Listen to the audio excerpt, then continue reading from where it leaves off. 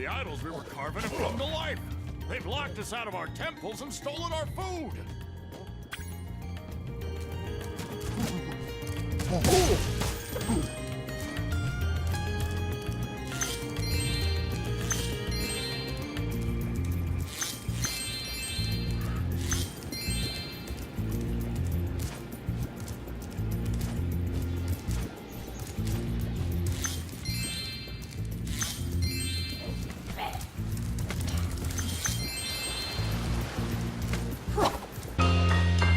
Hello, my friends, and welcome back to PlayStation Underground. On today's show, we are playing Spyro Reignited Trilogy, which is out on PS4, September 21st. I am joined by some Toys for Bob folks, senior producers Peter Kavik and Nick Livingston, and art director Josh Nadelberg. Gentlemen, welcome to the program. Hello. Hey. Oh, hello. It is good to have all of you here. We are actually taking a look at Idle Springs, which is a level in the second game of the trilogy. And Nick, if I can start with you, this is kind of one of the first deeper dives of Game 2 that we're seeing, correct? Yes, it is. One of the first levels we're showing off is Idle Springs. They've locked us out of our temples and stolen our food. Oh no! So yes, I wanted to give Foreman Bob a chance to speak and not talk over him, but this level is all about foremen who have been wronged by idle monsters. The big thing about Spyro 2, the big difference between Spyro 2 and Spyro 1 is whereas Spyro 1 was all about collecting dragons and rescuing dragons, Spyro 2 introduced this whole other world of NPCs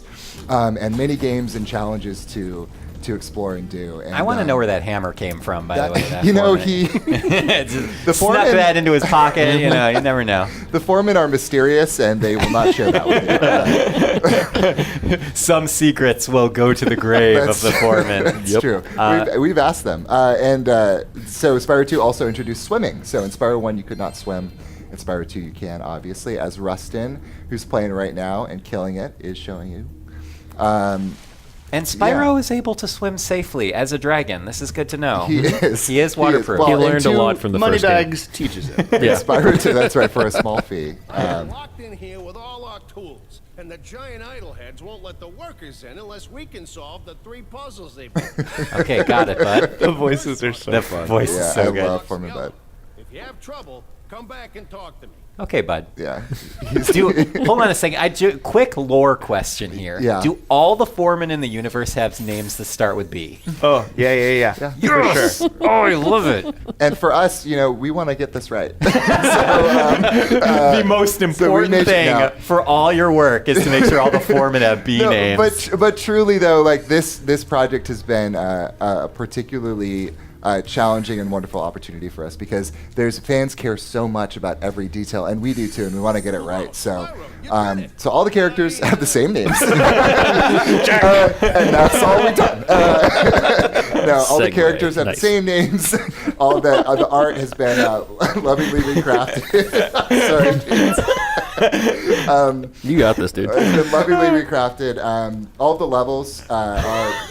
So we actually built a tool for this game so that we could make sure that we were getting all of the gameplay exactly right. So we built this tool called Spyroscope, which allowed us to, because we didn't have access to the original assets, we had to build this tool internally that allowed us to extract all of the original mesh, original placements, and even the pathing of the characters, so we could bring that into this modern recreation that we're doing now. So I remember when I first saw it at one of our engineers' desks, I was blown away, and it's been a huge undertaking for us to get this right, but for us, getting this exactly right for the fans is This idol something we says take he's super hungry and seriously. won't be satisfied until he's swallowed 10 fish. So watch what kind of fish. You know what, bud? I also have a sensitive stomach, and I understand. Sometimes 10 fish, you have to make sure I love that it they're all cooked reminds you properly. that the idol is very picky. Yes, I love the very idol. picky. Yeah, and that's another thing, is just the amount of variety in these games is really bananas.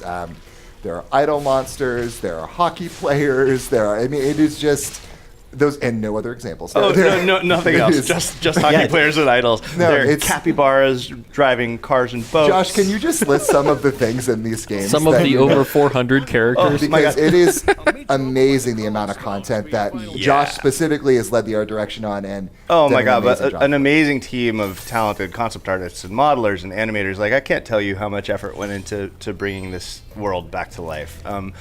Like Nick was just saying, there's 3 games with over 100 levels and 500 plus characters, maybe 600. I haven't counted 10 recently. million. But yeah, we took the original characters from those games 20 years ago and tried to do our best job of maintaining the spirits of those characters, bringing as much new energy to them as we could, and the team really just stepped up. And I kind of want to overemphasize this. It's, for our audience, it's not like you guys took the Spyro games and just turned a dial up and you're like, I'm just gonna turn up the visuals to 11 and it's gonna look way better. By the way, I if mean, you're this aware is, of where that dial exists, please let us know. Oh yeah, Yes. please. Oh my God. We lost it. that's actually exactly what we did. but Josh, to the point though, is that this is very much, as we were talking about before, a craft for your studio. I mean, you guys had to go in there and by hand and very meticulously kind of go over everything.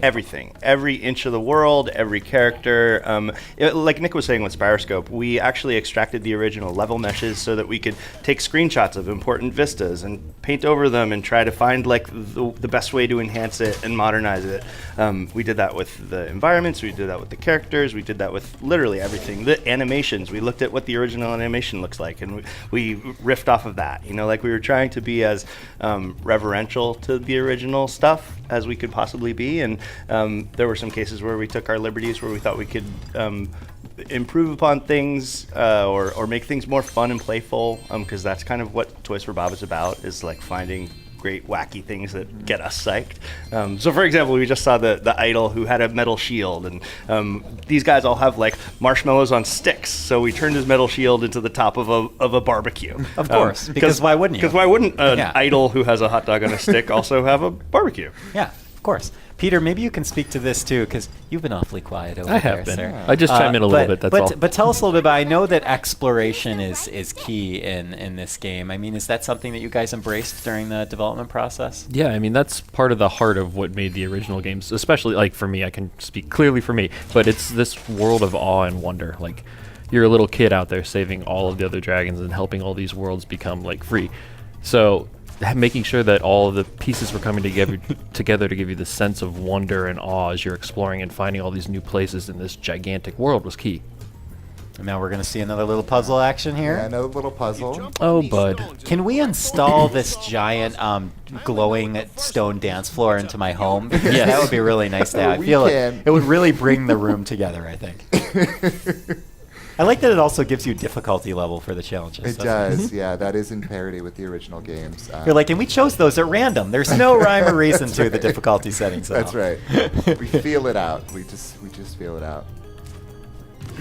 But yeah, so this game, I mean, just the amount of puzzles to solve and unique challenges. I mean, so all the levels have these like crazy unique challenges. And the original game, it was all about rescuing dragons. This is all about challenges. And the amount of NPCs too. There were so many different, I mean, we were talking about capybaras, foremen, Ice monsters. ice monsters. Yeah. Spoilers. Now I know there's ice monsters. There are ice Thanks, monsters. I'm guys. sorry. Ice builders, I'm sorry. Yeah, and the ice monsters are ghosts the entire time. So I'm sorry Oh. to spoil that for you as well. Wow. I would have never known. Yeah, it's just it's gorgeous, and it's just really cool to see something that has such a history and such a huge fandom kind of get the loving treatment from your studio that it deserves. So, Yeah, and thanks. we're just three dudes here, and but we are representing a huge group of incredibly talented people who work so hard on this and Super really passionate care. about this. It's really important to us that we get this right. And So that's and why we hope you that comes have through. everyone's names are the same. That's exactly. That was the number one thing on the list. Yes. You didn't change the Spyro's name Arbitrarily. to Frank. That's right. Yeah. Frank the Dragon. It's not. Yeah, no, we Doesn't have the really- same ring to it. It doesn't. It doesn't. It was truly a labor of love. Like, everyone was just so excited when we found out we had the opportunity to make this game. And The hammer. This still gets me. I've seen It's the this mystery already, hammer. and Yeah. it's so He's good. happy. And he's just bashing his head with it. I have to say, to Peter's point earlier about going through this world and having that sense of awe, and like moments like that are everywhere in this game. Like every level has that level of surprising thing that will make you laugh. And you're not just talking about, when you say this game, you're not just talking about Spyro 2. I mean, you're talking about the whole The trilogy. entire Reignited Spyro trilogy. 3, Spyro 1, all of them. They're the amount of work. This is a handcrafted effort, and our team really wanted. Would you say it's an artisanal effort? I would say Oh. it's artisanal. It is free range as well. That was important to us. Yeah, this is. I'm happy to announce here on PlayStation Underground that Spyro Reignited trilogy is organic Right. and farm to fork. No, this is robotica video farm gaming. to table. Fully compostable. All right, we're nearing the end of the Yeah. demo too. We have yeah, a little this is one of my dancing favorite section. levels. Oh, yeah, this is the best part. You weren't ladies and kidding about your gentlemen, dance floor. It's all been leading up to this. You got a little platforming action in there, though. That's another great example, by the way, of what makes these games so charming. Is that it's a great mix of different gameplay mechanics, right? You have your exploration, you have your puzzle solving, and you have Hula Girl Stella. That would have been funnier if I could say her name right. Hula Ghoul is the Hula Ghoul.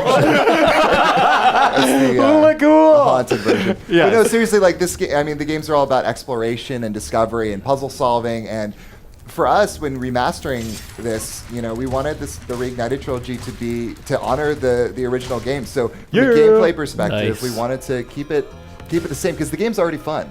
People love these games. So we wanted to find ways to modernize and improve things where we could. For example, we now have camera control on the right stick, and we made some choices to honor the originals, but they're amazing games already. I just cut Hula Girl Stella off. And No, that's okay, because now we can celebrate with a dance routine. Oh yeah. Ladies and gentlemen, this has been an amazing look at Spyro Reignited. Spyro Reignited Trilogy is out September 21st on PS4. Peter, Nick, and Josh, thank you, gentlemen, all so much for joining me on the program. And until next time, this has been PlayStation Underground. We'll see you soon.